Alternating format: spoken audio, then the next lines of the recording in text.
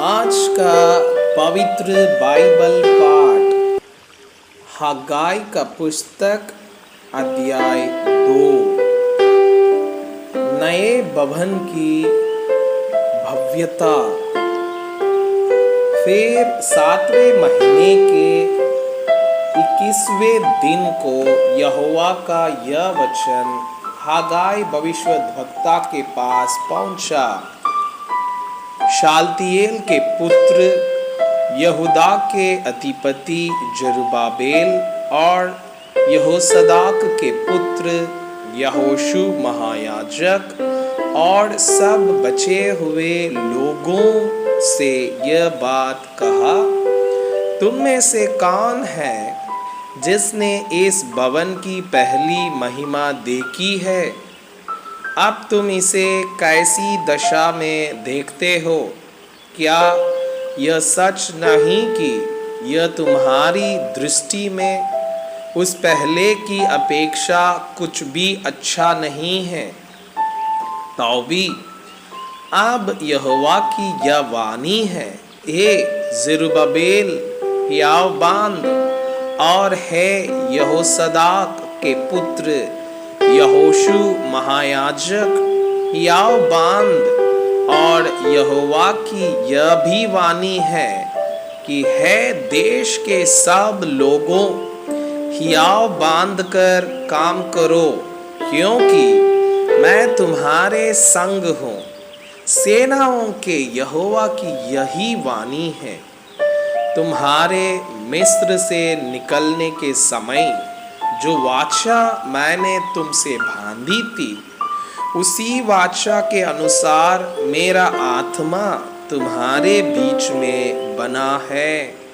इसलिए तुम मत डरो, क्योंकि सेनाओं का यहोवा यो कहता है, अब थोड़ी ही देर बाकी है कि मैं आकाश और पृथ्वी और समुद्र और स्थल सबको कंपित करूंगा।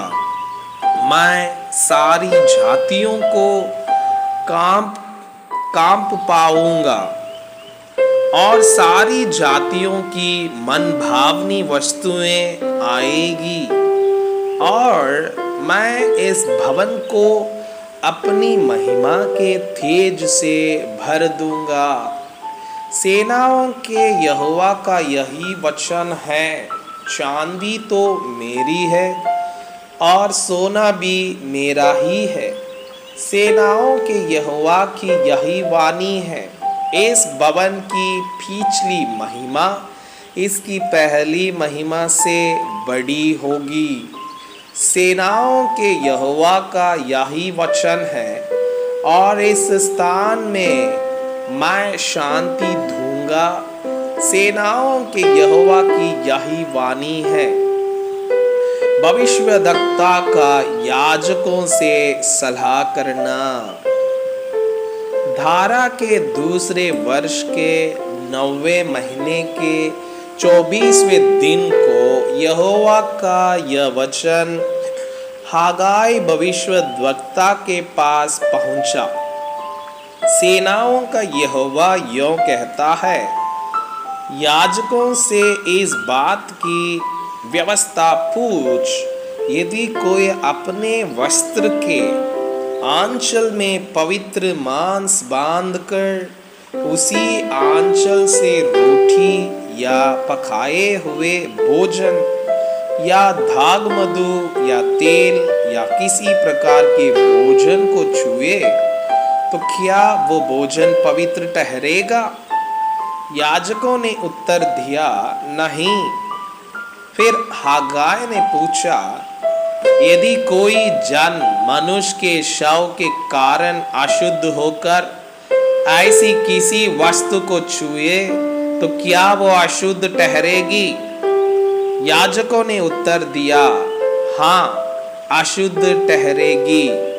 फिर हग्गाई ने कहा, यहोवा की यही वाणी है कि मेरी दृष्टि में यह प्रजा और यह जाति वैसी ही है, और इनके सब काम की वैसे हैं, और जो कुछ वे वहां चढ़ाते हैं वह भी अशुद्ध है। आशीष की प्रतिज्ञा। अब सोच विचार करो कि आज से पहले अर्थात जब यहोवा के मंदिर में पत्थर पर पत्थर रखा ही नहीं गया था, उन दिनों में जब कोई अन्न के 20 नपुओं की आशा से जाता तब 10 ही पाता था, और जब कोई दागरस के खूंड के पास इस आशा से जाता कि 50 बर्तन भर निकाले तब 20 ही निकलते थे। मैंने तुम्हारी सारी खेती को लू और गिरुई और होलों से मारा, अभी तुम मेरी ओर न फिरे, यहोवा की यही वाणी है। अब सोच विचार करो कि आज से पहले अर्थात जिस दिन यहोवा के मंदिर की नींव डाली गई, उस दिन से लेकर 9वें महीने के इसी 24वें दिन तक क्या दशा थी, इसका सोच विचार करो। क्या अब तक बीज खाते में है? अब तक दागलता और अंजीर और अनार और जैतून के वृक्ष नहीं फले? परंतु आज के दिन से मैं तुमको आशीष देता रहूंगा। जरुब्बाबेल से परमेश्वर की प्रतिज्ञा। उसी महीने के 24वें दिन को दूसरी बार यहोवा का यह वचन हागाई के पास पहुंचा। यहूदा के अधिपति जरुब्बाबेल से यों कह, मैं आकाश और पृथ्वी दोनों को कंपाऊंगा और मैं राज्य की गद्दी को उलट दूंगा। मैं अन्य जातियों के राज का बल तोड़ूंगा और रथों को सवारों समेत उलट दूंगा और घोड़ों समेत सवार एक दूसरे की तलवार से गिरेंगे।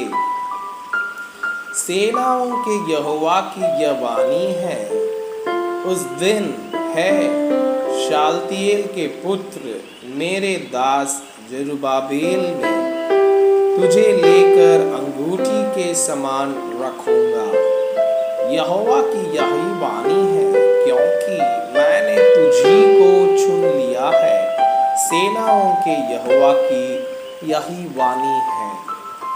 मैं आपसे यह अनुरोध करता हूँ कि कृपया आज का बाइबल पाठ को अध्ययन करें और जिन वचनों के द्वारा आप प्रभावित हुए उसे अपने कॉपी में लिखें और आज दिन भर इस वचनों को अपने जीवन में अभ्यास करें।